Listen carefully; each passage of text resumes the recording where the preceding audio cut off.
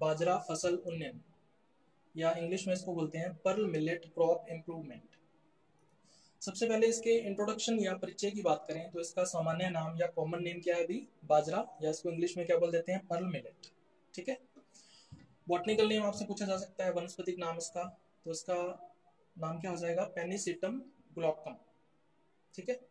पेनिसिटम इसका वंश है या जीनस है, और ग्लॉकम जो है वो इसकी स्पीसीज या जाति है। ठीक है। इसकी फैमिली या कुल के बारे में पूछा जा सकता है, तो इसकी फैमिली भी कौन सी होगी, ग्रेमिनी या पोएसी फैमिली जो है इसकी है। गुणसूत्र संख्या या क्रोमोसोम नंबर्स आपसे पूछा जा सकता है, तो इसमें कितने होते हैं, 14 होते हैं। तो 2n is equal to 2x is equal to कितने हैं, 14 या 14 क्रोमोसोम्स हैं इसके अंदर। उत्पत्ति केंद्र या सेंटर ऑफ रीजन आपसे पूछा जा सकता है, तो इसकी उत्पत्ति कहाँ पे हुई है, अभी अफ्रीका के अंदर हुई है, अफ्रीका महाद्वीप में या अफ्रीका कंटिनेंट में हुई है। और अफ्रीका के अंदर एक विशेष क्षेत्र है जिसको क्या बोला जाता है, सहेल क्षेत्र, या इसको इंग्लिश में क्या बोलते हैं, सहेल जोन। ठीक है। तो अफ्रीका के सहेल क्षेत्र के अंदर बाजरा की उत्पत्ति हुई। ठीक है। इस पे डायरेक्ट क्वेश्चन जो है वो पूछा जाता है उत्पत्ति केंद्र के बारे में, तो इंपॉर्टेंट चीज है। उसके बाद जातियों की बात करते हैं, तो बाजरा के अंदर 5 जातियों के नाम आपको ध्यान में रखने हैं। जैसे सबसे पहले हम लोग बात करें पेनिसिटम टाइफॉइडिस। पेनिसिटम टाइफॉइडिस क्या है भी, कृषि या कल्टीवेटेड जाति है। ठीक है। कल्टीवेटेड स्पीसीज है, इसकी कृषि करते हैं हम लोग। इसके अलावा दूसरी है पेनिसिटम ग्लॉकम। पेनिसिटम ग्लॉकम भी कैसी है भी, कृषि है या कल्टीवेटेड स्पीसीज है। ठीक है। तो ये 2 जातियां ऐसी हैं, 2 स्पीसीज ऐसी हैं जिनकी कृषि की जाती है या कल्टीवेशन किया जाता है। बाकी की जो 3 जातियां हैं जिसमें आती है पेनिसिटम पर्पुरियम, पेनिसिटम सक्वामुलेटम एंड पेनिसिटम ओरिएंटेल। तो ये 3 जातियां इसकी, 3 स्पीसीज ऐसी हैं जो कैसी हैं अभी, वाइल्ड या जंगली हैं। ठीक है। तो ये 5 जातियों के नाम आपको ध्यान में रखने हैं, इनके बारे में क्वेश्चन जो है वो पूछा जा सकता है, इंपॉर्टेंट चीज है। उसके बाद तीसरा हम लोग करेंगे इसके अंदर फ्लोरल बायोलॉजी या पुष्पीय बायोलॉजी की। तो सबसे पहले आपको पता होना चाहिए कि जो बाजरा है उसमें पुष्प क्रम या इन्फ्लोरेसेंस कौन सा होता है। तो बाजरे की पुष्प क्रम को हम लोग क्या बोल देते हैं भाई, संयुक्त शीर्षस्थ स्पाइक। ठीक है। कंपाउंड टर्मिनल स्पाइक, और इसको हम लोग पॉपुलरली क्या बोलते हैं भाई, पैनिकल बोलते हैं। तो आपने बाजरे का पौधा देखा होगा भी, उसके बिल्कुल शीर्ष भाग पर, ठीक है, एक स्पाइक या पैनिकल जो है वो उपस्थित होती है, और वही क्या है, इसका पुष्पक्रम है या इन्फ्लोरेसेंस है। ठीक है। इसकी लंबाई कितनी होती है भी पैनिकल की, 25 से लेके 30 सेंटीमीटर तक होती है, और इसकी चौड़ाई या व्यास की बात करें या डायमीटर की बात करें तो कितनी है, 7 से लेके 9 सेंटीमीटर तक हो सकती है। ठीक है। अब इसको अपने एक डायग्राम से देखते हैं। तो बाजरे का प्लांट भी आपने देखा होगा, डायग्राम में आपको दिख रहा होगा। तो बाजरा क्या अभी मोनोकॉट प्लांट है या एक बीजपत्री पादप है। तो एक बीजपत्री जो पौधे होते हैं उनमें जो रूट सिस्टम है या मूल तंत्र है वो किस तरह का होता है, अपस्थानिक मूल तंत्र या एडवेंटिशियस रूट सिस्टम होता है। ठीक है। उसके बाद इसका तना है या स्टेम है जो कि नोड्स एंड इंटरनोड्स में डिवाइड होता है। परव और परव संधियों में ये क्या होता है, विभेदित होता है। ठीक है। और इसके ऊपर लीव्स या पर्ण उपस्थित होती हैं, और इन लीव्स के अंदर जो वेनेशन है या शिरा विन्यास है वो किस तरह का होता है, पैरेलल या समानांतर शिरा विन्यास पाया जाता है। ठीक है। क्योंकि जितने भी मोनोकॉट्स होते हैं उनकी पत्तियों के अंदर या लीव्स के अंदर पैरेलल या समानांतर शिरा विन्यास होता है। ठीक है। अब पौधे के बिल्कुल शीर्ष पर, ठीक है, एक पर्ण ऐसी होगी जिसके कक्ष से या जिसके एक्सिस से क्या डेवलप होगा, पेनिकल विकसित होगी। ठीक है। इस लीफ को क्या बोलेंगे हम लोग, ध्वज पर्ण। ठीक है। या इंग्लिश में इसको क्या बोलते हैं, फ्लैग लीफ या बूट लीफ। ठीक है। तो इसके कक्ष से जो पेनिकल है वो विकसित होगी। अब इसका जो स्टॉक है या वृंत है वो क्या कहलाता है अभी, ग्रीवा या नेक कहलाता है। ठीक है। तो ये है अभी पेनिकल, और पेनिकल की लंबाई कितनी है, 25 से 30 सेंटीमीटर है। तो इस तरह का इन्फ्लोरेसेंस या पुष्पक्रम जो है वो आप लोग देखते हो बाजरा के पौधे के अंदर। ठीक है। चलिए अब इसको अपने कंटिन्यू करते हैं। जो पेनिकल है इसकी डिटेल्ड स्ट्रक्चर अगर अपने देखें तो इसमें क्या होता है, बिल्कुल सेंटर के अंदर या केंद्र के अंदर क्या होता है, रैकिस होता है। ठीक है। इसको केंद्रीय रैकिस या सेंट्रल रैकिस बोल देते हैं। और इस रैकिस पर क्या लगा रहता है अभी, फेसिकल्स लगी रहती है। ठीक है। ये एक इंपॉर्टेंट टर्म है, इस पे क्वेश्चन पूछा जा सकता है कि फेसिकल क्या चीज होती है। तो फेसिकल्स अगर एक से ज्यादा है तो बहुत सारी है तो फेसिकल्स बोल देते हैं, और अगर सिंगल है तो क्या बोलेंगे, फेसिकल। अब ये फेसिकल क्या चीज होती है, फेसिकल होता है स्पाइकिकाओं का समूह। ठीक है। जो स्पाइकलेट्स हैं उनके ग्रुप को हम लोग क्या बोल देते हैं, फेसिकल बोल देते हैं। ठीक है। तो कई ग्रुप जो हैं या कई फेसिकल्स जो है वो सेंट्रल रेकिस के ऊपर या केंद्रीय रेकिस के ऊपर लगी रहती है। ठीक है, तो आप लोग देख सकते हो एक स्टॉक के द्वारा या वृंत के द्वारा जो फेसिकल्स हैं वो केंद्र रेकिस के साथ या सेंट्रल रेकिस के साथ लगी हुई रहेंगी। ठीक है, तो ये है अभी फेसिकल्स। तो ये हो जाएगी इसकी स्पाइक या पेनिकल की स्ट्रक्चर। ठीक है, अब अपने थोड़ा और डिटेल में जाते हैं। अब हम देखते हैं कि जो एक फेसिकल है, ठीक है, एक फेसिकल जो है उसकी संरचना किस तरह की होती है। तो एक फेसिकल में आपसे पूछा जा सकता है कि कितनी स्पाइकिकाएं या स्पाइकलेट्स होती हैं। तो आप लोग कितनी बताओगे भी? टोटल 6 स्पाइकिकाएं या स्पाइकलेट्स होती हैं, टोटल 6 होती हैं। ठीक है, और ये कैसे होती हैं? 3 जोड़ों में होती हैं।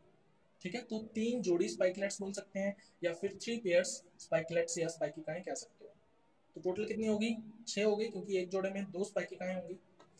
तो इस डायग्राम के अंदर आप लोग देख सकते हो ये इसका स्टॉक है या वृंत है, जिस पर 3 ब्रांचेस हैं, है ना, 3 शाखाएं हैं, और हर एक शाखा पर आपको कितनी स्पाइकिकाएं या स्पाइकलेट्स दिख रही होंगी?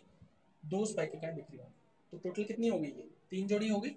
ठीक है, तो 3 पेयर्स ऑफ स्पाइकलेट्स जो हैं वो एक फेसिकल में हमें देखने को मिलते हैं। ठीक है,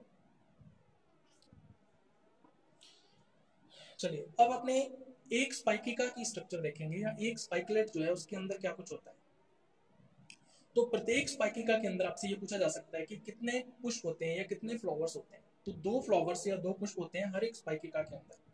अब इन दोनों में से जो ऊपरी पुष्प होता है या अपर फ्लावर होता है वो कैसा होता है? बाइसेक्सुअल या द्विलिंगी होता है। और जो निचला पुष्प होगा या लोअर फ्लावर होगा वो कैसा होगा? स्टेमिनेट होगा या पुंकेसरी होगा। ठीक है, या इसको नर पुष्प भी बोल देते हैं। तो एक पुष्प तो कैसा है? द्विलिंगी है, और दूसरा कैसा है? नर पुष्प है या पुंकेसरी पुष्प। ठीक है, अब दोनों में से कोई भी पुष्प हो सकता है, या द्विलिंगी पुष्प हो सकता है, बाइसेक्सुअल फ्लावर, या पुंकेसरी या स्टेमिनेट फ्लावर हो सकता है। हर एक पुष्प के अंदर और क्या चीज होती है? 2 तो होते हैं इसके अंदर हरासित परिदल या रिड्यूस्ड टेपल्स, और इन रिड्यूस्ड टेपल्स को हम लोग क्या बोलते हैं पॉपुलरली? लोडिक्यूल्स। ठीक है, तो 2 लोडिक्यूल्स आपको देखने को मिलेंगे हर एक पुष्प के अंदर, हर एक फ्लावर में। एक लेम्मा होगा, ठीक है, और एक पेलिया होगा। ये हर एक पुष्प के अंदर होते हैं, चाहे वो द्विलिंगी पुष्प हो चाहे वो पुंकेसरी पुष्प। ठीक है, तो अपने इसको डायग्राम से देखते हैं भी क्या कुछ है इसके अंदर। तो ये आपको एक स्पाइकिका की संरचना जो है वो डायग्राम के अंदर दिख रही होगी। ठीक है, इसमें सबसे नीचे की तरफ क्या है? इसका स्पाइकिका का स्टॉक है या वृंत है। इस वृंत पर क्या उपस्थित होता है भी? ग्लूम्स उपस्थित होते हैं। ठीक है, ग्लूम्स क्या है भी? बंदे सहपत्र हैं। तो सबसे नीचे की तरफ क्या होगा? निचला ग्लूम होगा या लोअर ग्लूम होगा, और उसके बाद ऊपर की तरफ क्या होगा? ऊपरी ग्लूम या अपर ग्लूम। तो ये दोनों के दोनों क्या है? स्टेराइल ब्रैक्ट्स हैं या बंदे सहपत्र हैं। ठीक है, अब उसके बाद क्या होता है भी? लेम्मा जो है, लेम्मा की संख्या कितनी है अभी? 2 है। देखो, एक लेम्मा तो ये है जो इस तरफ जा रहा है राइट साइड की तरफ, और दूसरा लेम्मा ये है जो इस तरफ जा रहा है लेफ्ट साइड की तरफ जा रहा है। ठीक है, तो जितने लेम्मा होंगे उतने ही फ्लावर्स होंगे। ठीक है, ये चीज हमेशा ध्यान में रखना। तो सबसे पहले हम लोग बाइसेक्सुअल फ्लावर की बात करते हैं, द्विलिंगी पुष्प की बात करते हैं, जो कि आपको बाईं ओर या लेफ्ट साइड दिखाई दे रहा होगा। तो इसके अंदर आपको ये वाली जो संरचना दिख रही है इसको क्या बोल देते हैं? अंडप या कार्पेल। और ये तीन आपको क्या दिख रहे होंगे यहाँ पे?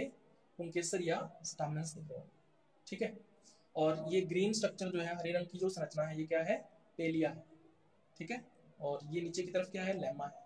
तो इसका मतलब यहाँ पे पुंकेसर और स्त्री केसर यानी स्टामेन्स एंड कार्पेल्स दोनों उपस्थित हैं। इसका मतलब ये कैसा है? द्विलिंगी पुष्प है या बाइसेक्सुअल फ्लावर है।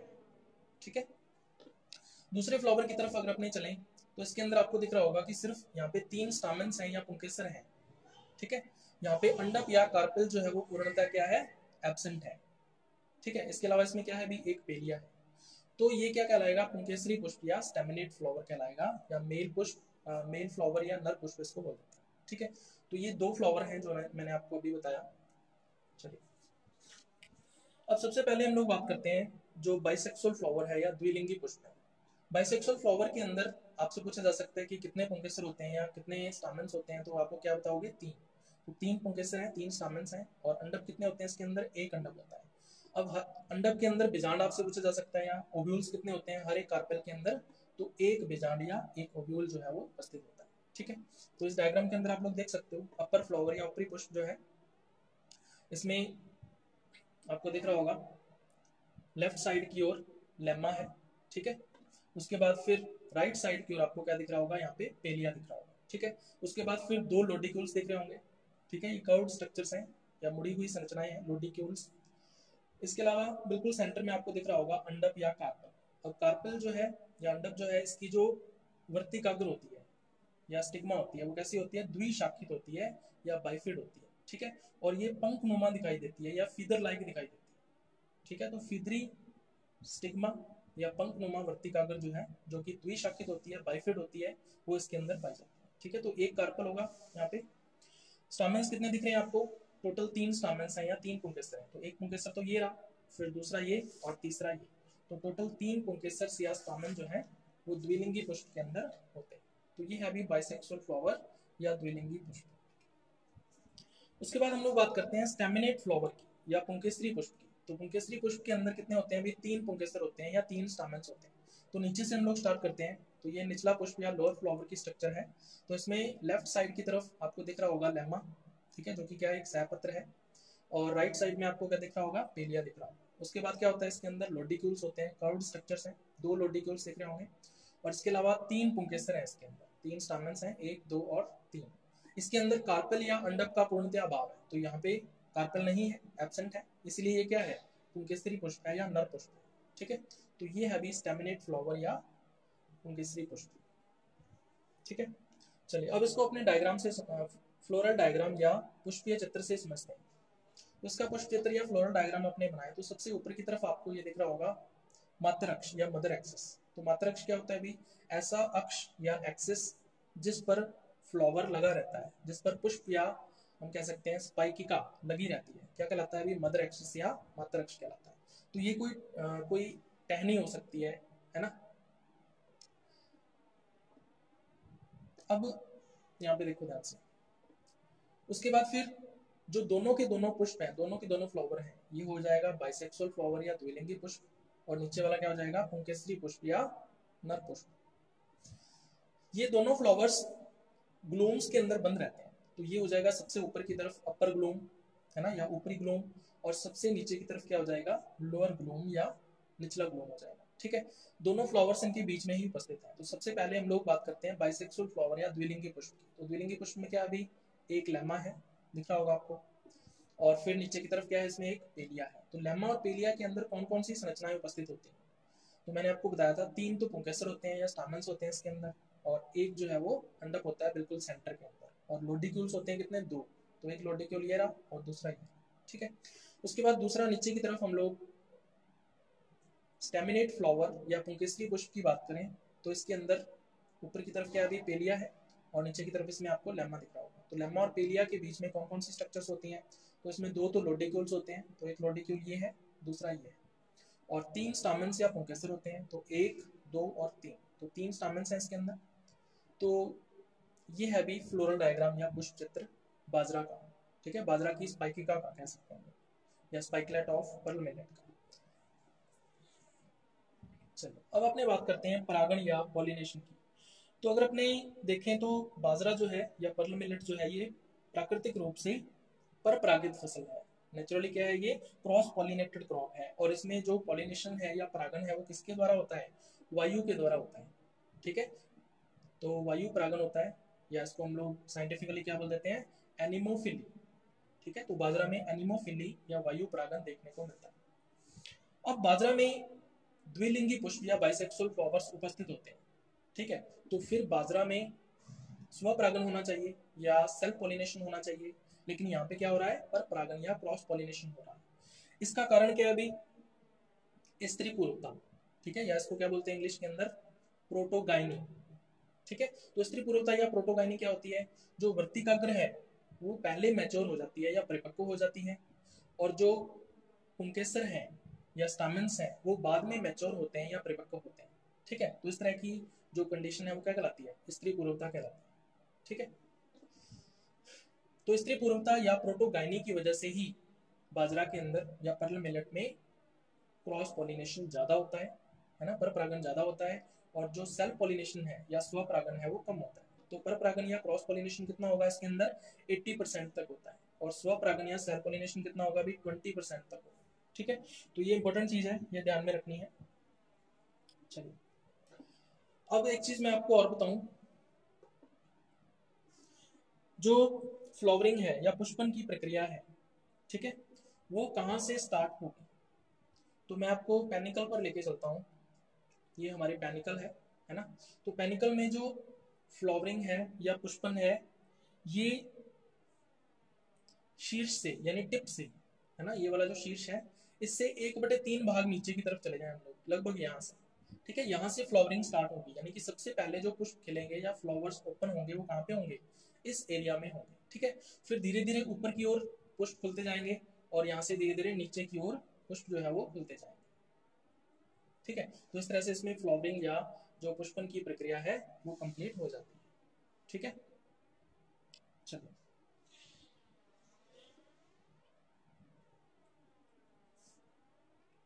अब सबसे पहले हम लोग बात करते हैं जो द्विलिंगी पुष्प हैं या बाइसेक्सुअल फ्लावर्स जो हैं, उनमें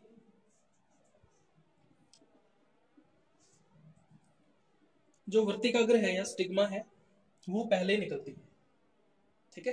द्विलिंगी पुष्पों के अंदर या बाइसेक्सुअल फ्लावर्स के अंदर जो वर्तिकाग्र है वो पहले निकलती है या स्टिग्मा जो है वो पहले ही बाहर आ जाती है, ठीक है।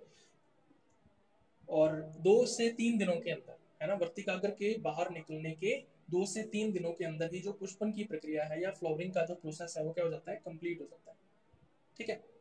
और फिर उसके बाद क्या होता है, जो परागकोश है या एंथर्स हैं वो बाहर निकलते हैं, ठीक है। तो अब यहाँ पे क्या देख रहे हो आप, वर्तिकाग्र या स्टिग्मा पहले बाहर निकल रही है, ठीक है। ये पहले बाहर निकल गई तो इसका मतलब क्या होगा, किसी दूसरे पौधे से आए हुए जो परागकण होंगे या पोलन ग्रेन्स होंगे वो इसको क्या कर देंगे, परागित कर देंगे, है ना। तो इसको क्या बोलते हैं, पर परागन या क्रॉस पॉलिनेशन। तो जब तक परागकोश बाहर निकलते हैं या एंथर्स बाहर निकलते हैं तब तक जो वर्तिकाग्र है वो निषेचित हो चुकी होती है या फर्टिलाइज हो चुकी होती है। तो इसका मतलब ज्यादातर या 80% तक क्या होगा, इसके अंदर पर परागन या क्रॉस पॉलिनेशन ही होगा, ठीक है। तो ये जो प्रावस्था है इसको क्या बोल देते हैं अभी, प्रथम नर प्रावस्था या फर्स्ट मेल फेज, ठीक है, इसको फर्स्ट मेल फेज बोल देते हैं। तो ये इंपॉर्टेंट चीज है, ये आपको ध्यान में रखनी है बाइसेक्सुअल फ्लावर के लिए या द्विलिंगी पुष्पों के लिए। उसके बाद बात करते हैं हम लोग स्टेमिनेट फ्लावर्स जो है यानी जो पुंकेसरी पुष्प होते हैं उनके लिए। तो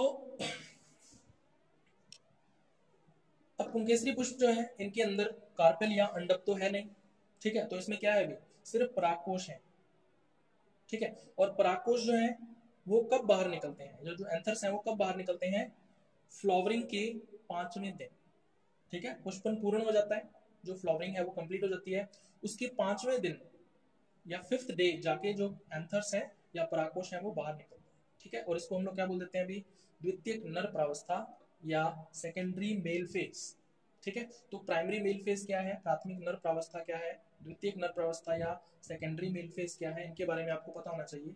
इन पे डायरेक्ट क्वेश्चन जो है वो कई बार पूछा जाता है, ठीक है। तो इंपॉर्टेंट चीज है। अब आपसे ये पूछा जा सकता है कि जो बाजरा है या पर्ल मिलेट है इसमें फ्लावरिंग का टाइम क्या है, जो पुष्पन है वो दिन के कौन से समय होता है। तो ये होता है अभी शाम को 8 बजे, लगभग रात को 8 बजे स्टार्ट हो जाता है और सुबह 2 बजे तक जो पुष्पन की प्रक्रिया है या फ्लावरिंग का प्रोसेस है वो चलता रहता है। तो रात को 8 बजे से लेके सुबह 2 बजे तक, ठीक है। तो ये टाइम जो है या समय जो है ये आपको ध्यान में रखना है भाई, इंपॉर्टेंट चीज है, ठीक है। चल, अब आपसे पूछा जा सकता है कि इसके अंदर जो फल है या फ्रूट है वो किस तरह का होता है। तो बाजरा में कैरियोप्सिस टाइप का फ्रूट जो है वो पाया जाता है, ठीक है। और कैरियोप्सिस में जो बीज चोल है या सीड पॉट है वो क्या होता है भी, संलयित हो जाता है या फ्यूज हो जाता है किसके साथ, फ्रूट वॉल के साथ या फल भित्ति के साथ, ठीक है। और इसमें हम लोग ये नहीं बता सकते कि इसमें से सीड कौन सा है और फ्रूट कौन सा है। इसका मतलब बाजरा के लिए फ्रूट और सीड एक ही होता है।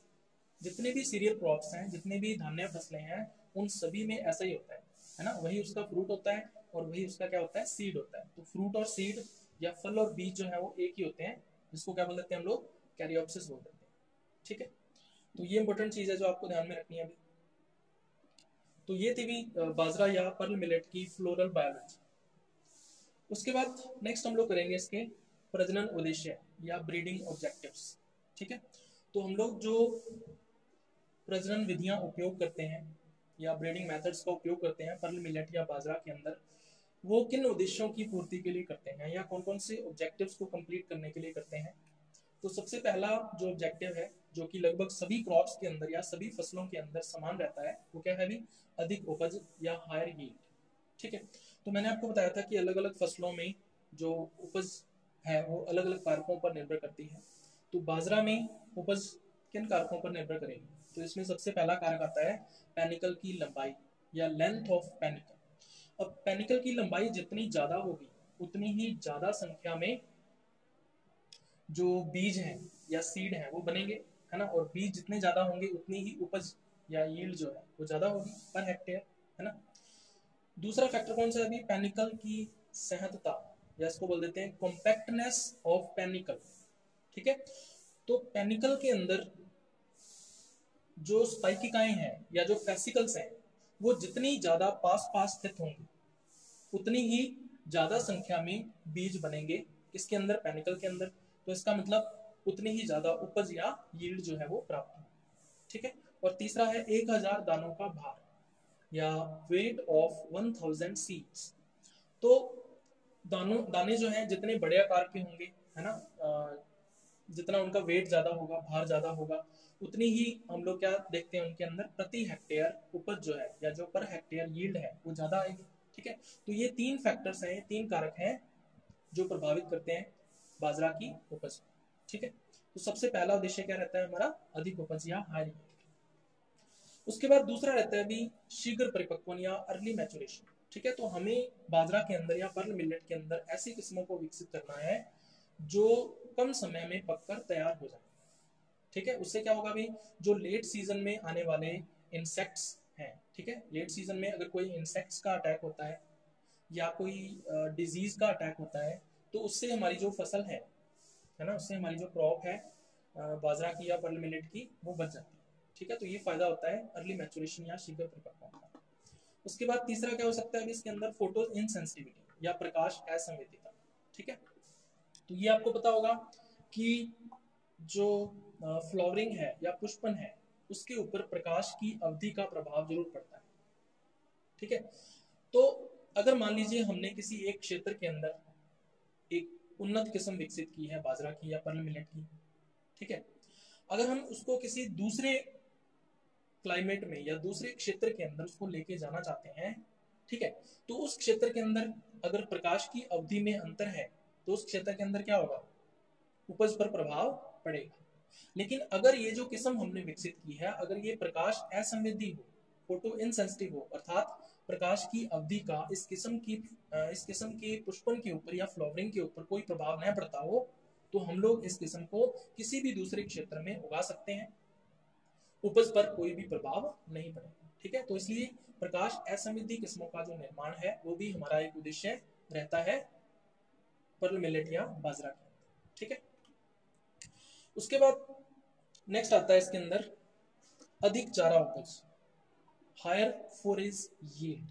ठीक है, तो हम लोग बाजरा को हरे चारे के रूप में भी यूज कर सकते हैं, ग्रीन फोडर की तरह भी यूज कर सकते हैं। ठीक है, तो बाजरे में जो चारे की उपज है या पर्ल मिलेट के अंदर जो फोडर यील्ड है ना, फोरेज यील्ड जो है वो कौन कौन से फैक्टर्स पर डिपेंड करती है, तो उसकी अगर अपने बात करें तो सबसे पहला आता है पर्णमयता या लीफीनेस। अब पर्ल मिलेट या बाजरा के अंदर जितनी ज्यादा संख्या में हरी पत्तियां होंगी या ग्रीन लीव्स होंगी, ठीक है, उतनी ही ज्यादा मात्रा में हमें क्या मिलेगा उससे, हरा चारा या ग्रीन फोडर जो है वो मिलेगा। ठीक है, तो सबसे पहला ये है लीफीनेस। दूसरा है भी पाचनशीलता या डाइजेस्टिबिलिटी। ठीक है, अब जो हमें हरा चारा मिल रहा है या जो ग्रीन फोडर हम लोग ले रहे हैं बाजरा से, ठीक है, ये हम किसको देंगे भी, कैटल्स को देंगे। अब कैटल्स जो है वो जितनी आसानी से, है ना, वो कितनी आसानी से इस फोडर को या इस हरे चारे को वो डाइजेस्ट कर पाते हैं या उसको पचा सकते हैं। ठीक है, तो ये भी एक फैक्टर रहता है या कारक रहता है जो कि प्रभावित करता है फोरेज यील्ड को या चारे की उपज को। तीसरा है भी चारे की गुणवत्ता या फोरेज की क्वालिटी। ठीक है, फोरेज के अंदर प्रोटीन कितनी मात्रा में है ना, उसके अंदर जो ऑयल कंटेंट है वो कितना है, ठीक है, कार्बोहाइड्रेट्स कितनी मात्रा में है। तो ये सारे के सारे जो फैक्टर्स हैं या कारक हैं ये किस में आते हैं, चारे की गुणवत्ता या फोरेज क्वालिटी में आते हैं। ठीक है। तो अगर हम फोरेज की क्वालिटी को बढ़ाएंगे, तो क्वालिटी को जब हम बढ़ाएंगे तो उपज के ऊपर इसका क्या पड़ेगा, ऋणात्मक प्रभाव पड़ेगा। इसका मतलब उपज कम हो जाएगी। तो ये भी एक कारक है जो चारे की उपज को प्रभावित करता है। ठीक है, तो ये है अभी चौथा उद्देश्य या fourth objective, higher forage yield या अधिक चारा उपज। ठीक है, उसके बाद पांचवा ऑब्जेक्टिव या पांचवा उद्देश्य आता है अभी रोग रोधिता या डिजीज रेजिस्टेंस। ठीक है, तो जो बाजरे की फसल है या पर्ल मिलेट की जो क्रॉप है उसके ऊपर बहुत सारे पैथोजेंस हैं या रोगजनक हैं जो अलग अलग टाइप की डिजीज कॉज कर सकते हैं। इन डिजीज की वजह से क्या होता है अभी, बाजरे की जो गुणवत्ता है ना, या जो क्वालिटी है वो डाउन चली जाती है, जो प्रति हेक्टेयर उपज है उसमें कमी आ जाती है। ठीक है, तो हमें ये जो रोग है या ये जो डिजीजेस हैं इनके अगेंस्ट हमें रेजिस्टेंट वैरायटीज डेवलप करनी होगी। ठीक है, तो ये हमारा एक ऑब्जेक्टिव रहता है। तो हमें पता होना चाहिए कि कौन कौन से रोग हैं जो बाजरे की फसल में होते हैं। ठीक है, ताकि हम उनके अगेंस्ट रेजिस्टेंट वैरायटीज या जो प्रतिरोधी किस्में हैं उनको विकसित कर सकें। तो इसके अंदर सबसे पहले आती है अभी डाउनी मिल्ड्यू। ठीक है, दूसरा है अर्गट डिजीज, तीसरा है ग्रीनियर डिजीज, और चौथा है अभी रस्ट डिजीज। तो ये चार मुख्य रोग हैं या डिजीज हैं जो कि बाजरा की फसल में देखने को मिलते हैं।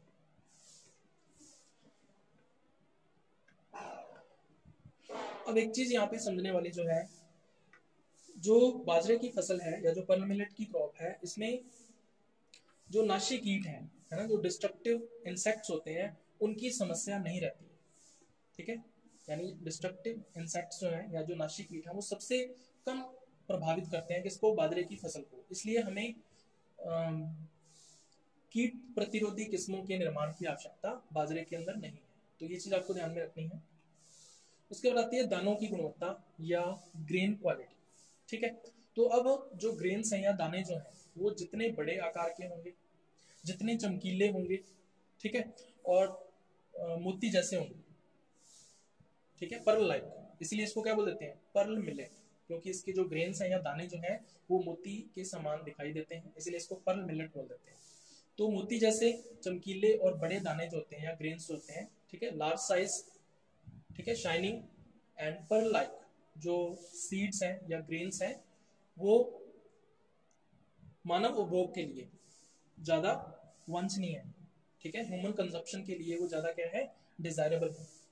तो ये है अभी दानों की गुणवत्ता या ग्रेन क्वालिटी। तो हमें इन तीन फैक्टर्स को या तीन कारकों को इम्प्रूव करने की कोशिश करनी पड़ती है किसके अंदर, प्लांट ब्रीडिंग के अंदर या पादप प्रजनन के अंदर। तो ये भी एक उद्देश्य जो है वो रह सकता है। चलिए, उसके बाद नेक्स्ट हम लोग करेंगे इसके अंदर प्रजनन विधियां या ब्रीडिंग मेथड्स। तो कौन कौन सी प्रजनन विधियों का उपयोग बाजरा में हम लोग कर सकते हैं। तो सबसे पहला इसके अंदर आता है अभी इंट्रोडक्शन या पुरस्थापन। तो पुरस्थापन जो है वो हमने तीन किस्मों का किया है इसके अंदर। इंपॉर्टेंट चीज है जामनगर जायंट, दूसरी है बाबापुरी, तीसरी है पूसा मोती। ठीक है, इंपॉर्टेंट चीज है अभी पूसा मोती पर क्वेश्चन जो है वो पूछा हुआ है आपके पिछले एग्जाम्स के अंदर। ये क्वेश्चन आया हुआ है कि पूसा मोती कौन सी फसल की किस्म है। ठीक है, पूसा मोती जो है वो कौन सी क्रॉप की वैरायटी है। ये कॉम्पिटिटिव एग्जाम में भी पूछते हैं और आपके मेन एग्जाम के अंदर भी आता है ये, तो इंपॉर्टेंट चीज है। तो इन तीन किस्मों के नाम आपको ध्यान में रखने हैं जो कि इंट्रोड्यूस की गई हैं या पुरस्थापित की गई हैं किसी दूसरी कंट्री से। उसके बाद दूसरी विधि आती है इसके अंदर समूह वरण या इसको बोल देते हैं मास सिलेक्शन। तो मास सिलेक्शन के द्वारा कई किस्में जो हैं वो बाजरा के अंदर या पर्ल मिलेट के अंदर विकसित की गई हैं। तो सबसे पहली है NO। ठीक है, NO से संबंधित तीन किस्में हैं। सबसे पहली है NO37, दूसरी है NO54 और तीसरी है NO59। तो ये तीन किस्में हैं। दूसरी आती है CO से संबंधित। तो इसके अंदर दो किस्में आती हैं CO2 एंड CO3, और तीसरा है भी AKP से संबंधित। तो AKP1 एंड AKP2। तो ये दो किस्में हैं जो कि समूह वरण या मास सिलेक्शन के द्वारा बनाई गई। ठीक है, तो इन किस्मों के नाम आपको ध्यान में रखने हैं, भी इंपॉर्टेंट चीज है। उसके बाद तीसरी विधि हम लोग इसके अंदर यूज करते हैं संश्लिष्ट व सम्मिश्र किस्में, सिंथेटिक एंड कंपोजिट वेराइटीज। तो सबसे पहले अगर सिंथेटिक वेराइटीज या संश्लिष्ट किस्मों की बात करें तो इसमें एक किस्म विकसित की गई है इसके अंदर, वो है ICMS 7703। ठीक है, और कंपोजिट वैरायटी या सम्मिश्र किस्मों की बात करें तो इसमें एक किस्म का नाम आपको ध्यान में रखना है ICMV1। ठीक है, तो ये हैं अभी सिंथेटिक एंड कंपोजिट वैरायटीज जो इसके अंदर डेवलप की।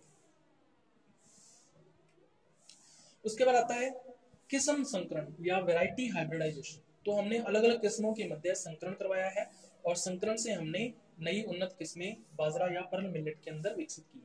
ठीक है, तो इसमें हमने क्या किया, अभी भारतीय किस्म का है ना या इंडियन वैरायटी का हमने क्रॉस करवाया है किसके साथ, अफ्रीकी किस्मों के साथ या अफ्रीकन वैरायटीज के साथ। तो इन दोनों के संकरण से या हाइब्रिडाइजेशन से हमने दो किस्में विकसित की है। ठीक है, एक तो है अभी AF3 और दूसरी वैरायटी है S530 या 530 बोल देते हैं। ठीक है, तो ये दो किस्में हैं जो हमने किस्म संकरण या वैरायटी हाइब्रिडाइजेशन के द्वारा डेवलप की। उसके बाद आता है दूरस्थ संकरण या डिस्टेंट हाइब्रिडाइजेशन। तो दूरस्थ संकरण में हम लोग क्या करते हैं, भी अलग अलग जातियों के मध्य क्रॉस करवाते हैं।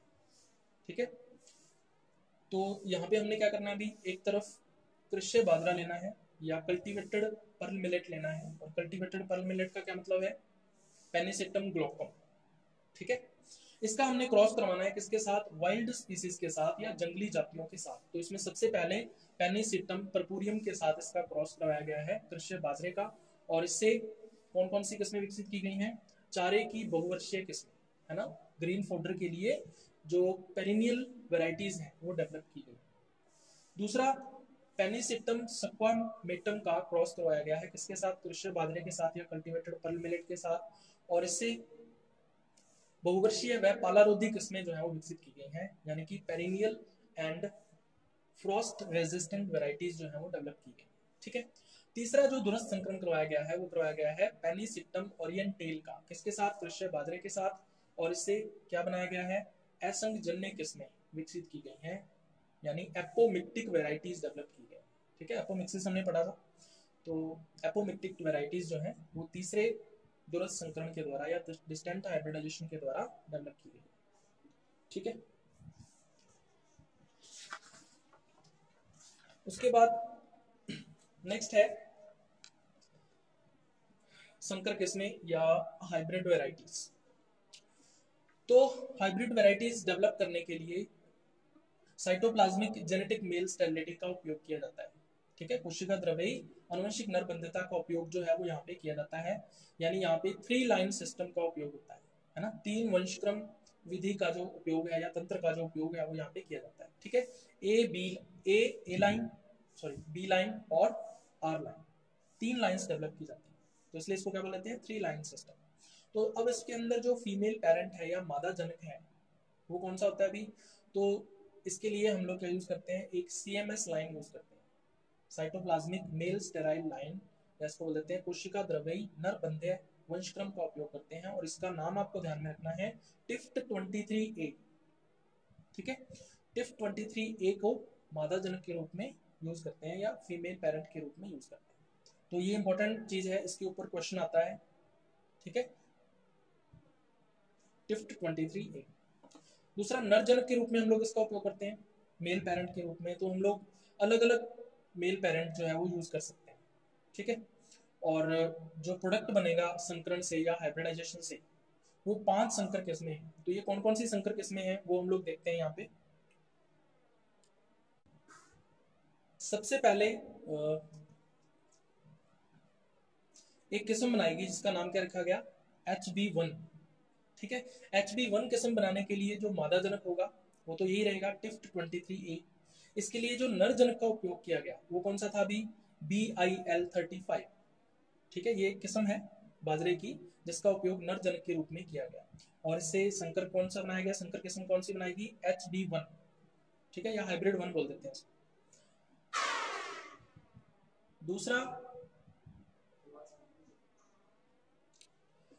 दूसरा जो है दूसरी किस्म कौन सी बनाएगी, HB2 या हाइब्रिड 2 बोल देते हैं इसको। तो दूसरी किस्म के लिए जो मादा जनक है या फीमेल पेरेंट है वो कौन सा है, यही रहेगा टिफ्ट 23A। लेकिन जो नर जनक है वो चेंज हो गया, वो कौन सा है अभी, J188। ठीक है, तो J188 का टिफ्ट 23A से हमने क्रॉस करवाया और हमने कौन सी किस्म विकसित की, HB2 किस्म विकसित की। ठीक है, उसके बाद तीसरी किस्म हमने विकसित की है HB3।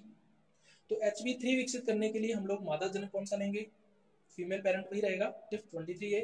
नर जनक फिर से चेंज हो जाएगा, नर जनक कौन सा है अब यहाँ पे J104। ठीक है, तो J104 का हमने क्रॉस करवाया किसके साथ, TIF23A के साथ, और हमने क्या बनाया, HB3 वैरायटी जो है वो डेवलप की। उसके बाद चौथी वैरायटी जो हमने डेवलप की उसका नाम पड़ गया HB4। ठीक है, HB4 बनाने के लिए हम लोग मादा जनक या फीमेल पेरेंट कौन सा यूज करेंगे, यही रहेगा TIF23A। लेकिन जो नर जनक है वो फिर से चेंज हो जाएगा, नर जनक कौन सा लेंगे यहाँ पे K560। ठीक है, या K560 बोल देते हैं।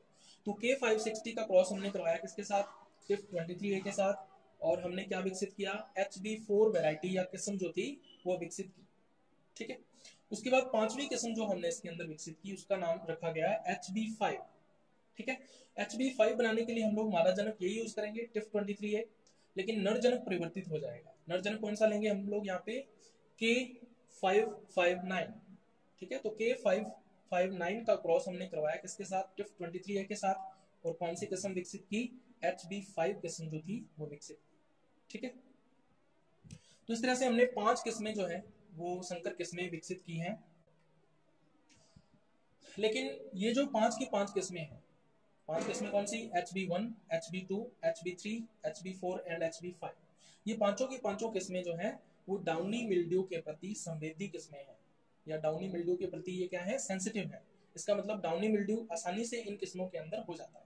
ठीक है, ये आपसे पूछा जा सकता है कि इन किस्मों का जो विमोचन है या रिलीज है वो कौन से ईयर में किया गया था, तो ये किया गया था 1965 से लेके 1972 के मध्य इनका विमोचन या रिलीज किया गया था। ठीक है, अब इन पांचों में से एक किस्म थी HB3 किस्म।